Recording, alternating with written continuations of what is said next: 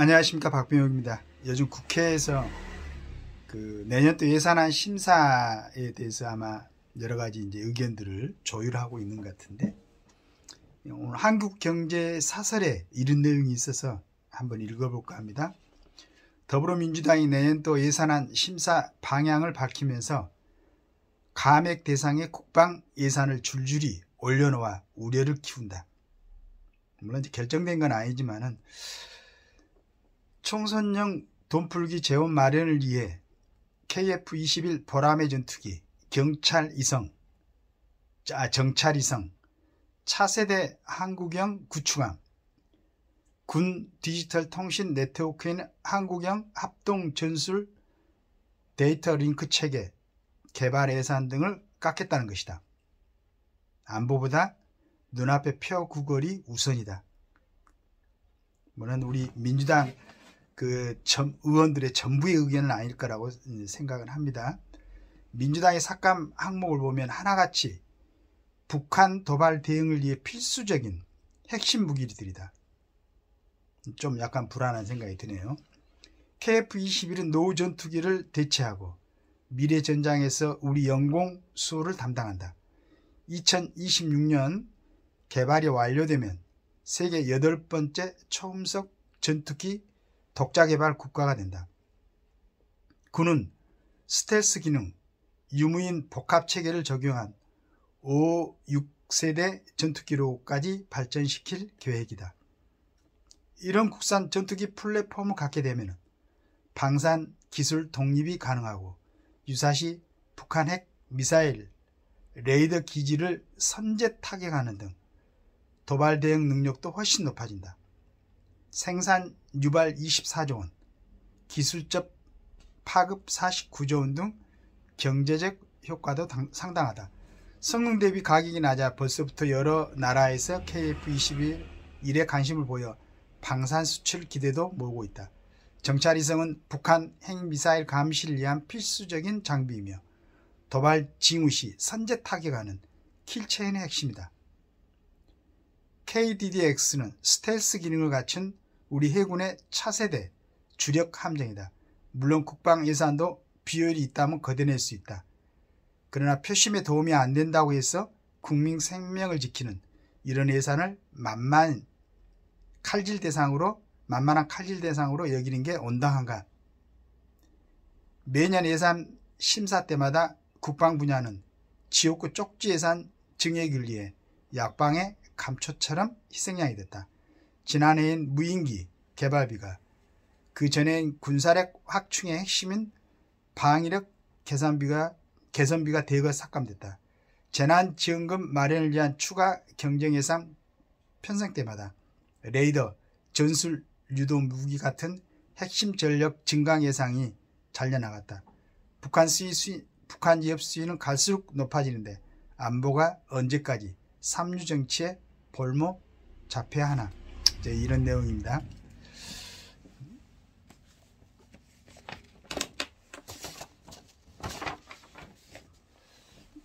물론 민주당 전체 의원들의 생각은 아닐 거라고 생각합니다. 그 다음에 이게 국회에서 검토가 된다면은 당연히 수정되고, 지금 우크라이나나 이스라엘에 지금 전쟁이 일어나 가지고 수많은 사람들이 죽어가고 있죠.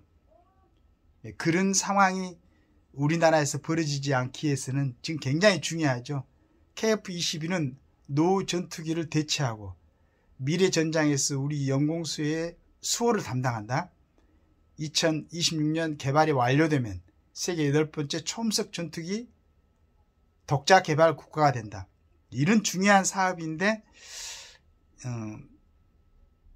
이걸 갖다가 감액을 한다든가 어떤 예산을 갖다 조절하는데 대상이 된다든가 이러면 안 되겠죠.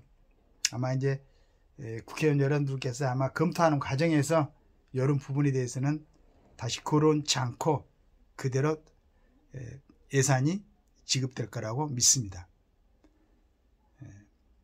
또 더구나 또 정찰위성은 북한 핵미사일 감시를 위한 장비이며 도발 징후 시 선제 타격하는 킬체인의 핵심이다 그랬는데, 이게 없으면 정말로 위험하죠.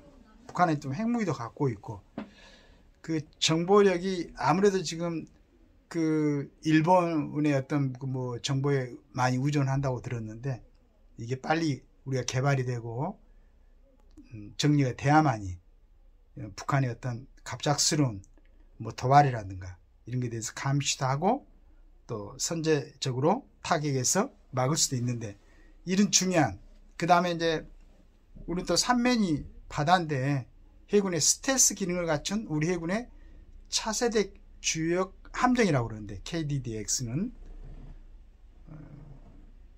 만약에 민주당이 뭐 이런 거 갖다가 통과를 시키지 않고 여기서 예산을 삭감해서 이런 군사 장비들이 마련되는데 방해가 된다면은 이건 정말로 큰일이죠.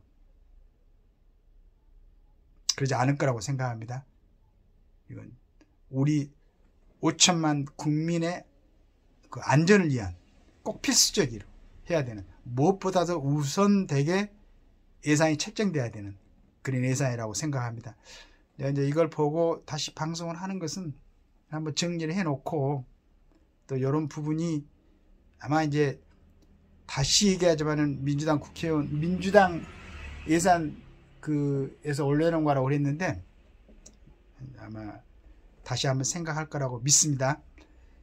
지금 국력이 약하고, 더구나 그 중에서도 국방이 약하고 준비가 안 돼 있고, 그럼 정말로 우크라이나 같은 상황이 언제 발생될지도 모르는데, 요즘 뭐 얘기 들어보니까 또 우리 북한에서 뭐 기술이 좋아가지고 군사 물자를 많이 뭐 러시아나 저쪽으로 뭐 그 지금 그 이스라엘을 침공한 하마스 쪽으로도 북한의 그 군사 물자가 많이 뭐 이렇게 들어가는 걸로 이렇게 나오는 것 같은데, 이런 걸 방비하는데도 부족한데 거기서 예산에서 깎으면 안 되겠죠.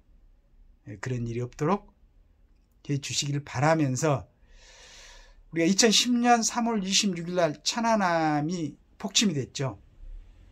거기에서 순국한 고 민평기 상사의 어머니 윤청자 씨께서는 유족 보상금을 갖다가 3.16 기관총 제작에 기탁을 했습니다.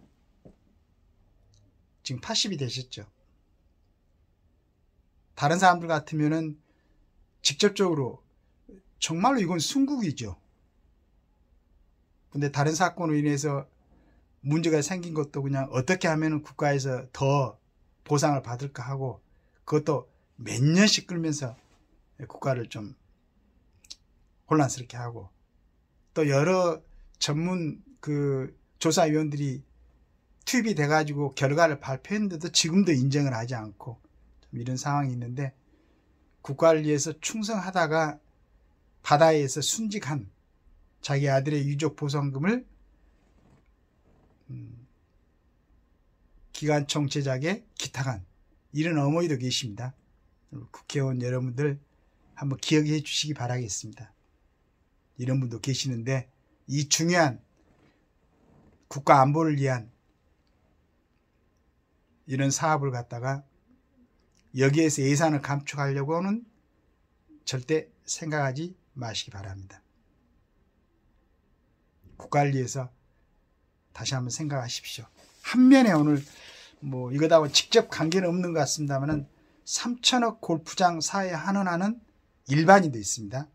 이건 그냥 일반 뭐 건모세 회장이라는 분인데, 정말로 여러 가지로 노력을 해가지고 그 2000년 때부터 시작해갖고 2012년 정도에 대략 마무리하고 지금까지 운영했는데, 이 3천억을 기부를 해놓으면은 1년에 한 100억씩 정도가 공익사업으로 기부가 된 것 같습니다. 이런 훌륭한 일을 하시는 분도 있습니다. 이분은 뭐 국가에서 뭐 급여를 받거나 세비를 받거나 그렇지 않죠. 또 그걸 이용해서 일반 사람들에게 이세를 떨거나 그러지 않죠. 외국 나갈 때 특별하게 편의를 보고 외국을 나다니고 하는 그런 사람도 아닙니다. 오로지 본인의 노력을 위해서 경제적 부를 축적했다가, 이분 말씀이 인생 공수로 공수가 아닙니까? 라면서 3천억 골프장을 사회에 환원했습니다. 거의 공직에 계신 분들, 그 다음에 공직을 하겠다는 분들, 정치를 하겠다는 분들, 내년에 국회를 등원하겠다는 분들 한번 생각해 보시기 바랍니다. 80이 된 우리 윤 청장 어머님은 자기 아들의 유족 보상금을 국관리에서 기탁을 하고, 또 뭐 본인 스스로 노력해 가지고 이루어놓은 3천억의 재산을 사회에 환원한 이런 분들이 계십니다. 아무튼 예산 결정부터 국가를 위해서, 국가 방위를 위해서, 국민의 안전을 위해서 힘써 주시기를 부탁드리겠습니다. 감사합니다.